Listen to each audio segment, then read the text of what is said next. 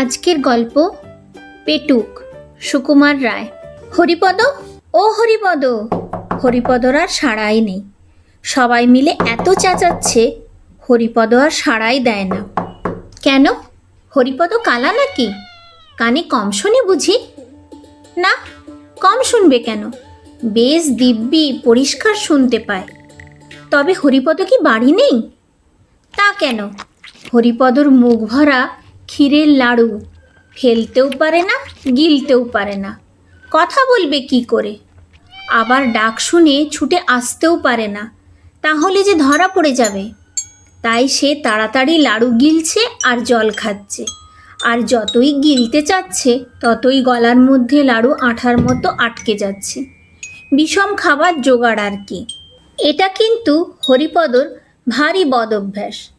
এর জন্য কত ধমক, কত শাসন, কত শাস্তি, কত সাজাই যে সে পেয়েছে, তবু তার আক্কেল হলো না।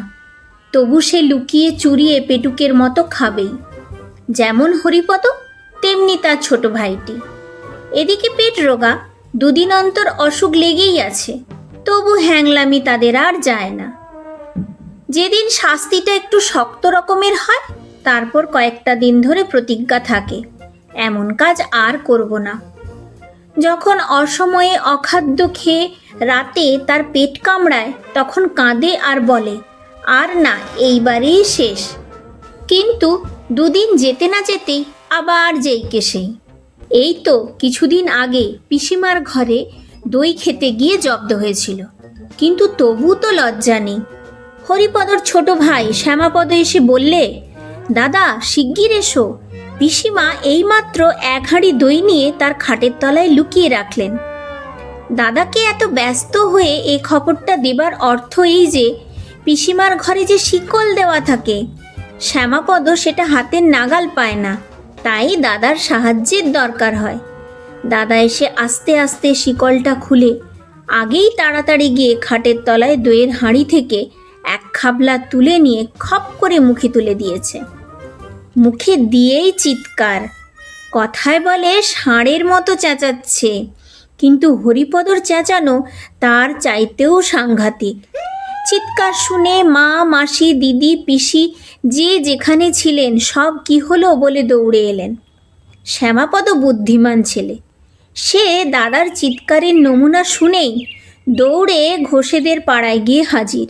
সেখানে অত্যন্ত ভালো মানুষের মতো তার বন্ধু শান্তি ঘোষের কাছে পড়া বুঝে নিচ্ছে।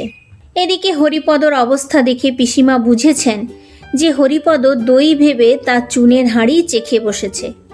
তারপর হরিপদর যা সাজা। এক সপ্তাহ ধরে সে না পারে চিবোতে, না পারে গিলতে, তার খাওয়া নিয়েই এক মহাহাঙ্গামা। কিন্তু তবু তো তার লজ্জা নেই, আজ আবার লুকিয়ে কোথায় লাড়ু খেতে গিয়েছে। ওদিকে মামা তো ডেকে সারা।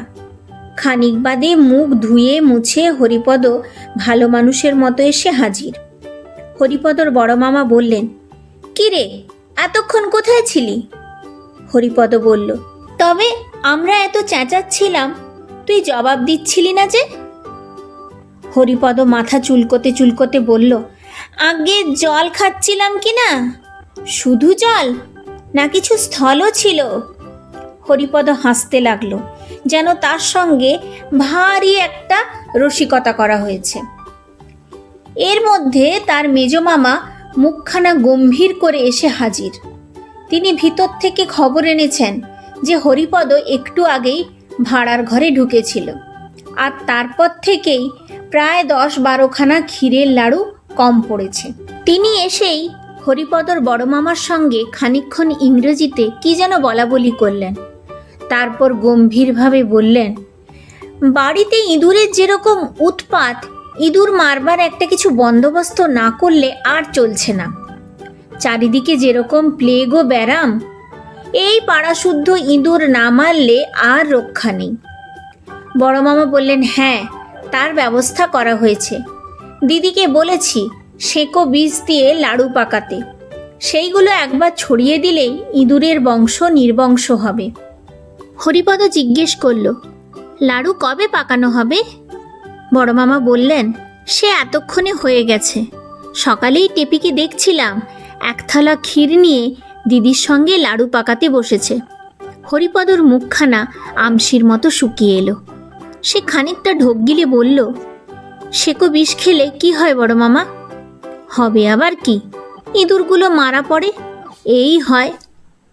আর যদি মানুষ এই লাড়ু খেয়ে ফেলে, তা একটু আধটু যদি খেয়ে ফেলে তো নাও মরতে পারে। গলা জলে, মাথা ঘুরবে, বমি হবে, হয়তো হাত পা খিঁচবে। আর যদি একেবারে 11টা লাড়ু খেয়ে ফেলে, বলে হরিপদ ভ্যাঁ করে কেঁদে ফেলল। তখন বড় মামা হাসি চেপে অত্যন্ত গম্ভীর হয়ে বললেন, বলিস কি রে, তুই খেয়েছিস নাকি? হরিপদ কাঁদতে কাঁদতে বলল, হ্যাঁ বড় মামা, তার মধ্যে 5টা খুব বড় ছিল। তুমি শিগগির ডাক্তার ডাকো বড় মামা, আমার কীরকম ঝিমঝিম আর বমি বমি করছে। মেজো মামা দৌড়ে গিয়ে তার বন্ধু রমেশ ডাক্তারকে পাশের বাড়ি থেকে ডেকে আনলেন। তিনি প্রথমেই খুব একটা কড়া রকমের তেতো ওষুধ হরিপদকে খাইয়ে দিলেন। তারপর তাকে একটা জিনিস শুকতে দিলেন। তার এমন ঝাঁজ যে বেচারার 2 চোখ দিয়ে দরদর করে জল বেয়ে পড়তে লাগলো।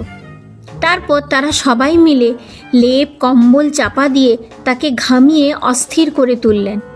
তারপর একটা ভয়ানক উৎকট ওষুধ খাওয়ানো হলো। সে এমন বিস্বাদ ও এমন দুর্গন্ধ যে হরিপদ ওয়াক ওয়াক করে বমি করতে লাগলো। তারপর ডাক্তার তার পথ্যের ব্যবস্থা করে গেলেন। 3 দিন সে বিছানা ছেড়ে উঠতে পারবে না, চিরতার জল আর সাগু খেয়ে থাকবে। হরিপদ বলল, আমি উপরে মার কাছে যাব। ডাক্তার বললেন, না, যতক্ষণ বাঁচার আশা আছে ততক্ষণ নাড়াচাড়া করে কাজ নেই, ও আপনাদের এখানেই থাকবে। বড় মামা বললেন, হ্যাঁ, মার কাছে যাবে না আরও কিছু? মাকে এখন ভাবিয়ে তুলে তোমার লাভ কি? তাকে এখন খবর দেবার কিছু দরকার নেই। 3 দিন পরে যখন সে ছাড়া পেল, তখন হরিপদ আর সে হরিপদ নেই। সে একেবারে বদলে গেছে। তার বাড়ির লোকে সবাই জানে হরিপদর ভারী ব্যারাম হয়েছিল। তার মা জানেন যে বেশি পিঠে খেয়েছিল বলে হরিপদর পেটের অসুখ হয়েছিল। হরিপদ জানে সেকো বিষ খেয়ে সে আর একটু হলেই মারা যাচ্ছিল। কিন্তু আসল ব্যাপারটা যে কি তা জানেন কেবল হরিপদর বড় মামা ও মেজো মামা, আর জানেন রমেশ ডাক্তার, আর জানলে তোমরা যারা এই গল্প পড়ছো।